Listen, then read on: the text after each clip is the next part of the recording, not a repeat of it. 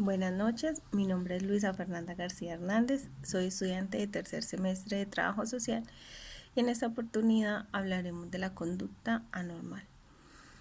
La conducta anormal se reconoce fácilmente, pero tiene una línea de marcación que es precisa entre lo que es normal y lo que no es. Resalta la utilidad real de la conducta, resalta el desarrollo de las relaciones significativas. También resalta si la conducta causa un malestar significativo y se impide alcanzar metas importantes en la persona que está padeciendo esa conducta anormal. También se puede considerar como síntoma de una enfermedad subyacente cuya causa puede ser o no conocida. El énfasis se sitúa sobre el diagnóstico preciso de la enfermedad para determinar si el tratamiento requiere que sea farmacológico. Normalmente, en la mayoría de los casos, sí lo requiere. Hay un sistema que es muy utilizado para clasificar ese tipo de conductas anormales, que es el Manual de Desorden Mental, Diagnósticos y Estadísticas, que con sus siglas en inglés significan DSM-IV, que fue elaborado por la Asociación Psiquiátrica Americana. De acuerdo a ese sistema de clasificación, dice que se deben de cumplir unos criterios de diagnóstico antes de ser pues como diagnosticada su trastorno, el cual la persona, el paciente, debe haber experimentado los síntomas durante una cierta cantidad de tiempo. Los síntomas deben de estar incluidos en la lista donde ellos hacen la clasificación y debe haber generado un malestar significativo o una perturbación del funcionamiento normal en ese paciente, en esa persona. Hay unos trastornos que se clasifican de la siguiente manera. Hay un trastorno que es el trastorno de inicio en la infancia, la niñez o la adolescencia.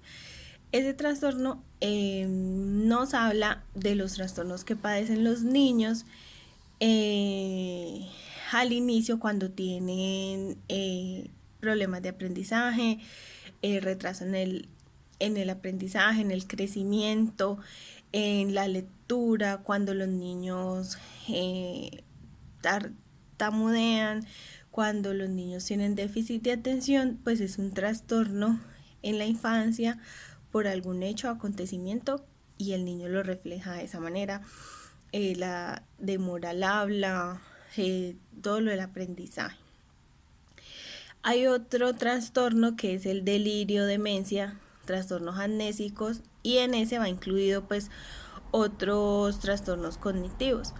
Ese trastornos amnésicos pues hacen que la persona olvide olvide lo que sucede, ha sucedido en su vida, o sea, pierden como el sentido y la memoria de las cosas que han sucedido, que ha pasado, pero pues obviamente tiene que ser algo muy marcado, no es el típico olvidado que dejamos la llave, se me olvidó, dejé la estufa prendida, o me fui y se me olvidó cerrar la llave. No es ese tipo de trastorno para poderlo que la persona vaya clasificada en ese trastorno amnésico.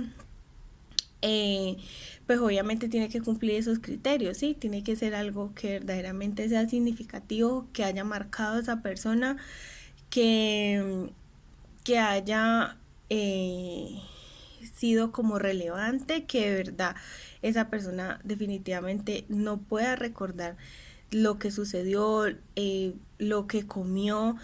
Por ejemplo, ahí va la demencia, sí, la demencia senil, la demencia que vemos, que se ve más que todo en personas de la tercera edad, donde ya en cierto tiempo ellos olvidan lo que ellos han vivido, sí, o su vida como tal, olvidan, no tienen la capacidad de recordar como sus hijos, ya ellos se encierran como en un mundo pequeñito de ellos mismos y no logran recordar nada, ni sus familiares, ni su vida pasada. A veces ellos se quedan como en una cierta etapa de la vida, algunos cuando son niños o alguna etapa que los marcó. Están los trastornos mentales debido a enfermedades médicas. Pongo un ejemplo, es del... eh,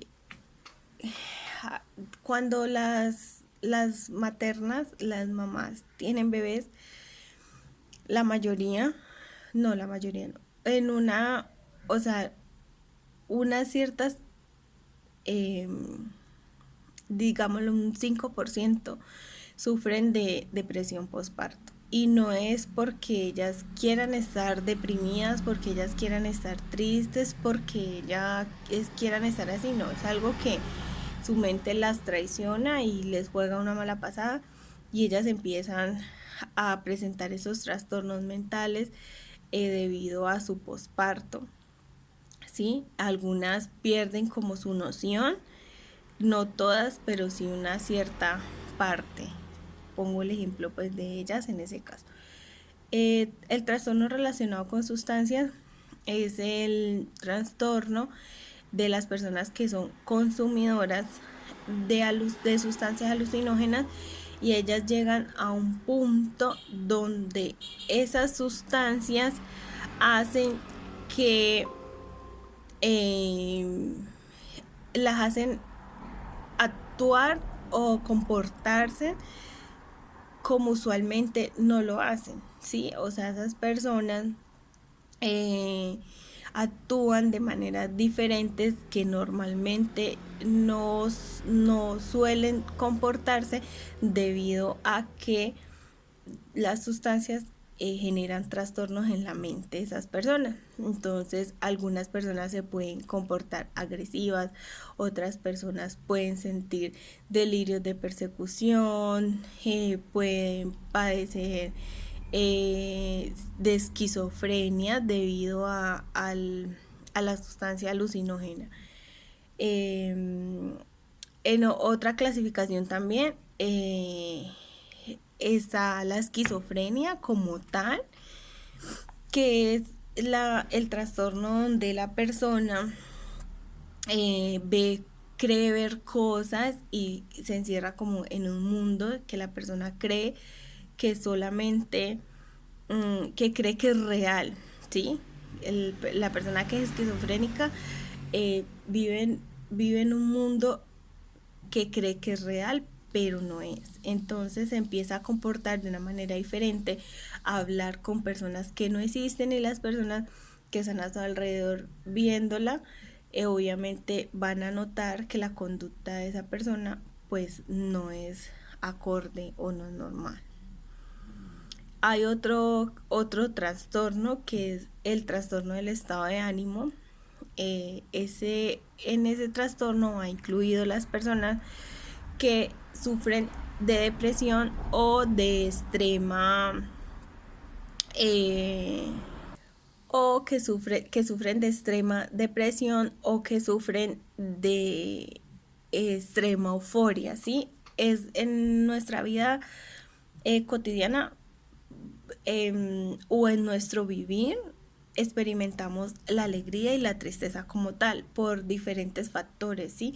No todos los días podemos estar felices, alguna vez estamos tristes, decaídos por algo, podemos, eh, digámoslo de cierta manera, decir que estamos haciendo un duelo por la pérdida de algo, sea una relación, sea un familiar, un duelo de una muerte, de algo. Es normal, hace parte de nuestra vida. Lo que no es normal y pasa a ser un trastorno es la depresión, ¿sí? Cuando la depresión llega a los extremos y hace que las personas opten por tener una conducta que no es la más adecuada y la más acorde, pues hace que cumpla el criterio para clasificarlo en el trastorno del estado de ánimo. Cuando una persona siente deseos de morir, cuando una persona se ve triste, se ve caída todo el tiempo, se puede clasificar de acuerdo si esa depresión, como yo lo decía anteriormente, eh, ¿cómo lo explico? Es significativo para la persona, o sea, todo el tiempo está así, su conducta causa un malestar que es significativo, que usted lo está viendo y usted dice, esta persona no está normal, no está bien, algo le pasa, algo tiene, todo el tiempo es así, o una persona que es excesivamente alegre, todo el tiempo está contenta, todo el tiempo está feliz, se ríe de todo. Esas personas son cuando las que están en completa soledad pueden también compartir los dos, o sea, ser excesivamente feliz y llegar a la casa y su realidad es otra, entrar en un estado de depresión y lo enmascara haciendo, es, mostrándose bien. Otro trastorno es el trastorno de ansiedad. En este trastorno la persona sufre, digámoslo así, una crisis, ¿sí? La persona, bueno, cuando una persona sufre ansiedad, la ansiedad es una reacción humana natural que afecta a la mente y al cuerpo. Tiene una importante función básica de supervivencia. La ansiedad es un sistema de alarma que se activa cuando una persona percibe un peligro o una amenaza. Cuando el cuerpo y la mente reaccionan al peligro o a la amenaza, una persona siente sensaciones físicas de ansiedad, como aceleración del ritmo cardíaco, respiratorio, tensión muscular, las palmas de las manos sudan, es un malestar en el estómago, temblor en las manos y piernas. Estas sensaciones son partes como de respuesta del mismo cuerpo, ¿sí? Lo que no es normal es que una persona padezca de ese trastorno de ansiedad todo el tiempo, ¿sí? Que cualquier situación la persona reaccione de esa manera. Una persona que es ansiosa, cualquier problema, por más pequeño que sea, lo vuelve algo grande, algo que no puede sobrellevar, algo que le genera tensión, que le genera estrés. No son capaces de manejar esas ciertas situaciones. Bueno, existen otros ciertos, dentro de la clasificación, otros trastornos como los trastornos adaptativos, los trastornos del sueño, los trastornos de la conducta alimentaria, eh, y quise hablar de los que yo consideré que son los más relevantes y como los más usuales. Claramente, eh, todas las por eso hay una clasificación, porque por eso digo que hay una clasificación y no es menos importante, sino que quise hablar de los más que consideré los más relevantes. Muchísimas gracias.